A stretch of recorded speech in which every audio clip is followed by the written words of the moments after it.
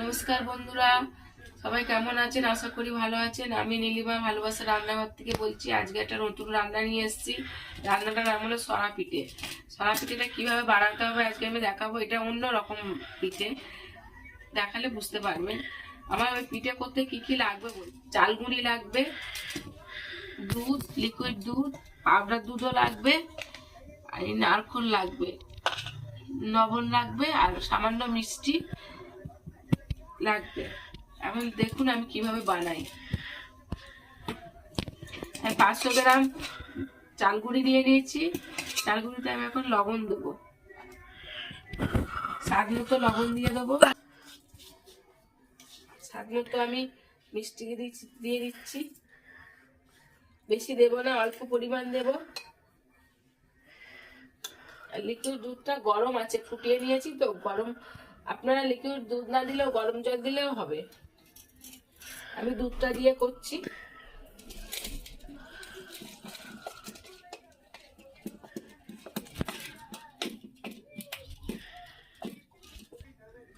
Liquid দুধ half দিয়ে দিয়েছি। এবার আমি পাউডার দুধটা দিয়ে দিচ্ছি।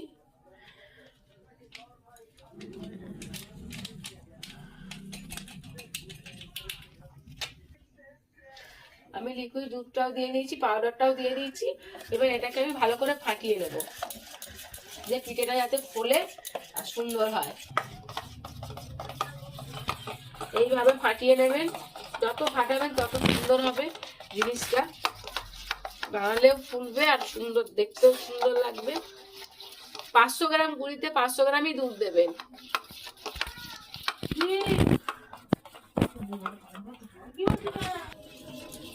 আমি গরুর দুধ দিয়েছি, আপনারা পারলেন প্যাকেট দুধ দিতে পারেন, কিংবা পাউডার দুধ গুলোও দিতে পারেন। গুলে দিলেও পাউডার দুধ গুলে দিলেও ভালো হবে। আমি দিয়েছি অল্প, আমি গরুর দুধ দিয়েছি। আমার বাপের বাড়ি গরু আছে, গরুর দুধ এসেছিল, ওই জন্য আমি আজকে পিঠেটা বানিয়ে নিই। ওই জন্য পিঠেটা আজকে বানিয়ে নিচ্ছি। এই দেখুন আমি ফাটাচ্ছি। এই দেখুন কি সুন্দর পাতলা হয়েছে। খুব পাতলাও নয় আর খুব মোটাও নয়। একটু ভালো করে ফাটিয়ে নেবো। ফাটিয়ে নিয়ে 10 মিনিট মতো চাপা দিয়ে রাখবো। এখন আমি কিছুক্ষণ ফাটিয়ে নিই আগে। 15 মিনিট পরে চলে এসেছি আমি। আমি এখন এটা দেখছি গোলাটা ঠিকঠাক হচ্ছে কি। এই দেখুন বন্ধুরা কত সুন্দর হয়েছে।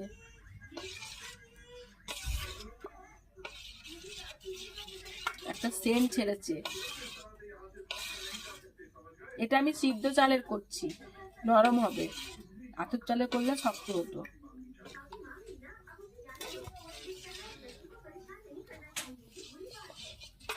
পিঠে খোলা নিয়ে আমি চলে এসেছি। এই দেখুন এই পিঠে খোলা, এই 4টে আছে, 4টে বাটি বাটি রয়েছে। এর মধ্যে আমি গোলাটা দেবো, এতেই পিঠেটা তৈরি হবে।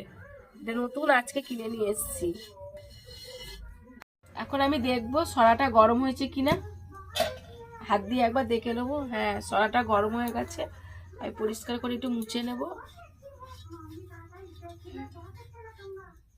এবার আমি তেলটা মাখিয়ে নেবো ভালো করে।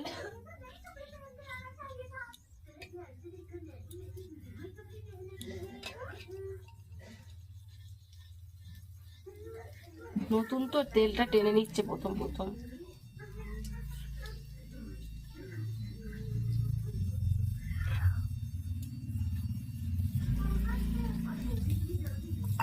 এবার আমি একটু জালটা কমিয়ে দেব।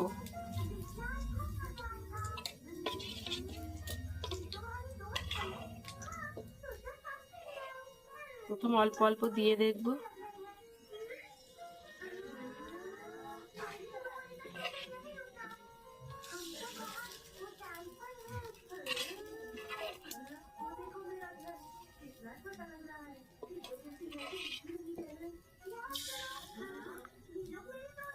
এবার আমি নারকেলটা করে রেখেছিলাম, সেপে এনে রেখেছিলাম, এইটা আমি মধ্যিখানে দিয়ে দেব।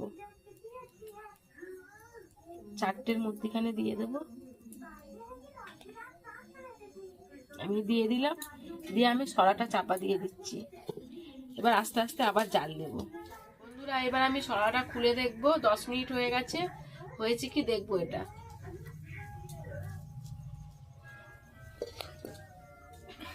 এই দেখুন হয়ে গেছে। আপনিই ছড়া থেকে উঠে আসছে, এই দেখুন।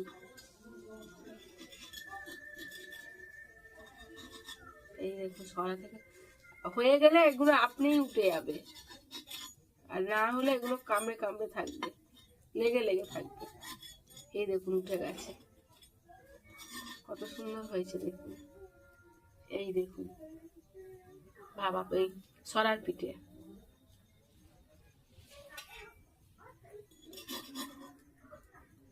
সবসময় নুনের জালটা কমিয়ে রাখতে হবে, নালে নিচে পুড়ে যাওয়ার ভয়।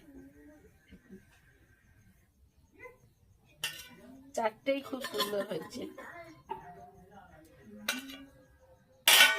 আবার একটু আমি জালটা জোরে দেব।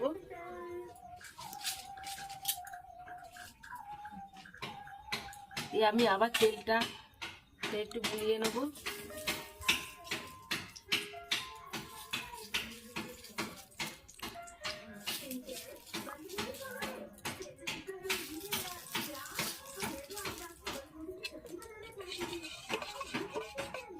ধোয়ার আগে একটু এরকম ঘেটে নিতে হবে, আর নিচে বসে উপরে জলটা বেরিয়ে থাকে।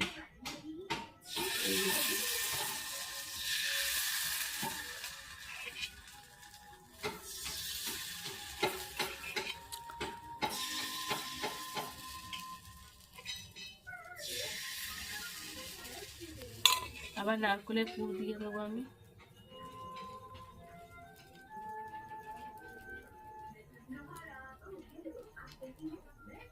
আবার আমি এটা 10 মিনিট চাপা দিয়ে রাখবো, আস্তে আস্তে জাল দেব। আবার একবার দেখছি এটা হয়ে গেছে কি। আর এটা এই জিনিসটা ঠান্ডাই থাকে, এটা পুরো ঠান্ডা, এটা এইভাবেই খোলা যায়। এই দেখুন আমি খুলছি, এই দেখুন এই গাগুলো আবার হচ্ছে উঠে গেছে। আমি এবার বুঝতে পারছি এটা আবার হয়ে গেছে। এই দেখুন এটারও হয়ে গেছে, এটারও হয়ে গেছে। এটা গ্যাসেও করা যায়, কাঠেও, কাঠে করলে একটু ভালো হয়। এই দেখুন এই একটা হয়ে গেছে।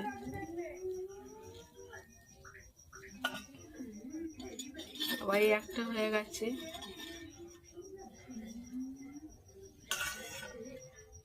পিঠেগুলো দেখতে খুব সুন্দর লাগছে।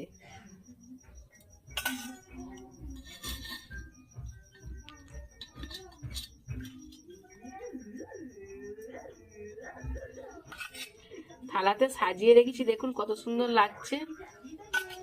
থালাতে সাজিয়ে রেখেছি। আবার জালটা একটু সামান্য জোরে দেব।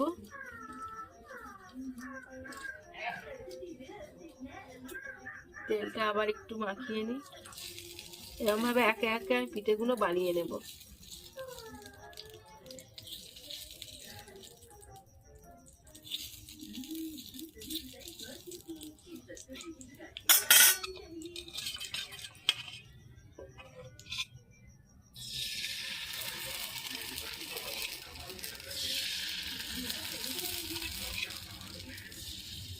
এটা পুরো ভর্তি করে দেবেন না, এটা খুলে ভর্তি হয়ে যাবে।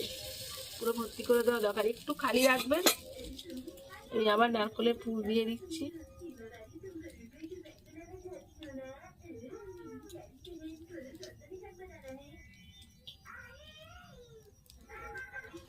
চাপা দিয়ে দিচ্ছি। A few moments later. এই দেখুন বন্ধুরা, সব পিঠে বানানো হয়ে গেছে।